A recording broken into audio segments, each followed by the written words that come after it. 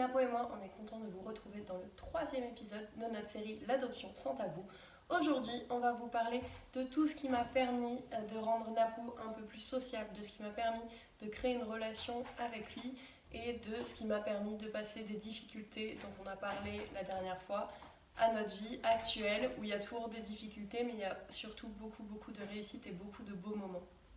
Alors en premier, je vais parler du dog dancing parce que pour la plupart d'entre vous, c'est pour ça que vous nous connaissez.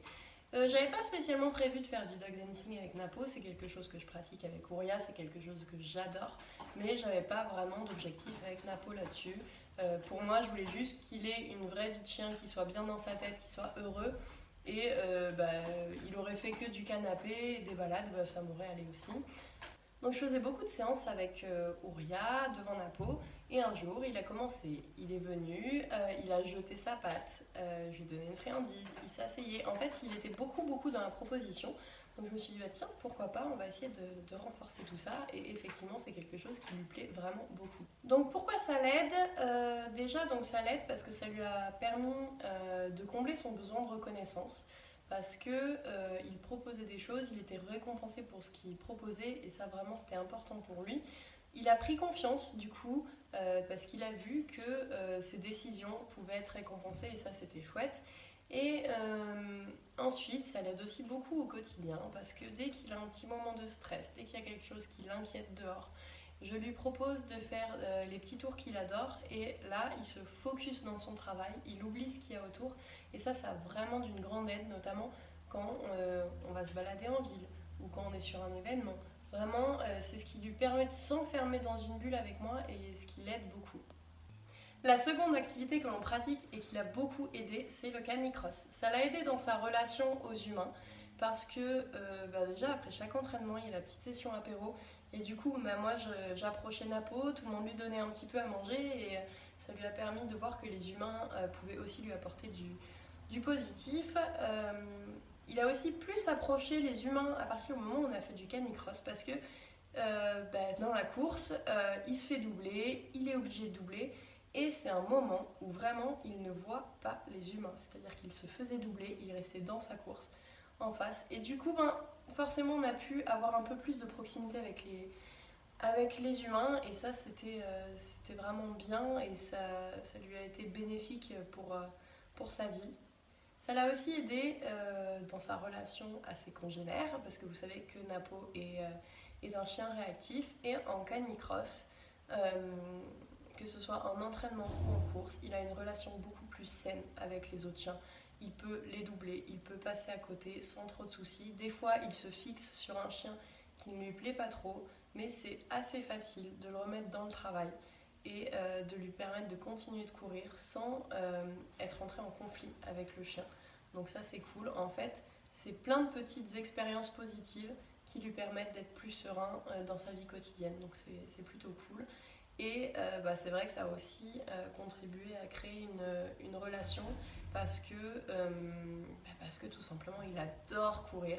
Et pour le coup, le dog dancing, il le fait beaucoup pour moi et pour notre relation. Le canicross, je suis persuadée qu'il le fait beaucoup pour lui parce que ça lui procure vraiment un plaisir dans l'instant présent. Et du coup, c'est vraiment une activité qu'il adore. Le canicross, ça a aussi été bénéfique dans la gestion de ses émotions parce que justement, c'est un sport qu'il adore. Il montait beaucoup en excitation et on a travaillé beaucoup avec les autocontrôles pour qu'il soit plus serein au départ, qu'il soit plus calme. Et du coup, ça nous a permis en fait d'avoir une sérénité et des autocontrôles plus clairs dans la vie quotidienne.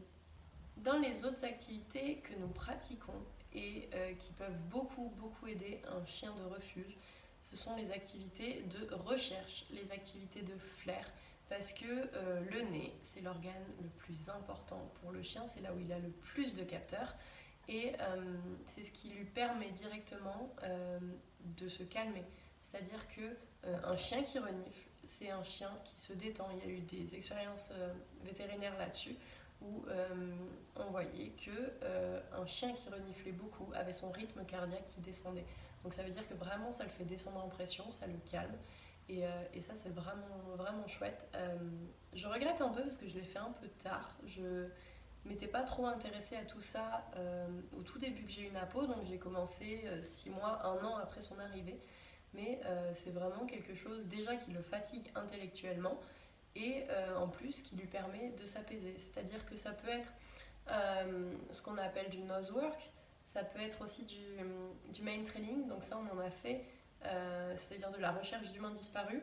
Donc là ça l'a aidé parce que parce que ça lui permettait de renifler et de se détendre, mais en plus il fallait rechercher un humain, donc le but était d'aller à l'humain, donc il avait beaucoup de récompenses quand il y allait, mais vraiment rechercher un humain, faire sa piste pour aller jusqu'à l'humain, c'est quelque chose déjà énorme pour lui. On peut aussi faire de la recherche dans la maison, hein, tout simplement, en cachant des friandises, en cachant des croquettes. Ça peut être dans le jardin. C'est vrai que depuis que je fais ça, mes chiens mangent beaucoup moins en gamelle. Et du coup, ils mettent beaucoup plus de temps à manger et ils sont beaucoup plus sereins par rapport à ça. D'ailleurs, ils ont pris du poids alors que je n'ai pas changé les rations. Donc bon, bah, ça veut bien dire que c'est bénéfique pour eux.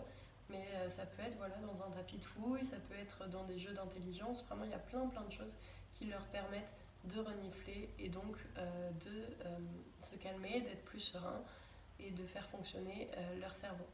Nous pratiquons aussi l'agility, donc c'est pas forcément là où il brille le plus parce que c'est un moment où il est lâché, où il est vraiment excité et du coup il a parfois du mal à se contrôler, donc on a beaucoup travaillé et il y a eu de bons progrès là-dessus récemment, mais bon bah ça c'est encore, on n'est pas encore arrivé à quelque chose de beau, de propre, de correct, mais ça nous aide beaucoup dans la gestion de l'excitation. Ça m'a permis aussi de voir là où on pouvait avoir plus de difficultés et ça me permet notamment de le lâcher dans un endroit sécurisé et donc de voir où en est mon rappel parce que il y a 6 mois c'était très difficile. Il s'en allait systématiquement pour aller courir parce qu'il était content, mais du coup il ne revenait pas au rappel et depuis qu'on a vraiment retravaillé, j'y étais quasiment tous les jours à travailler en forêt sur le rappel, il revient beaucoup mieux.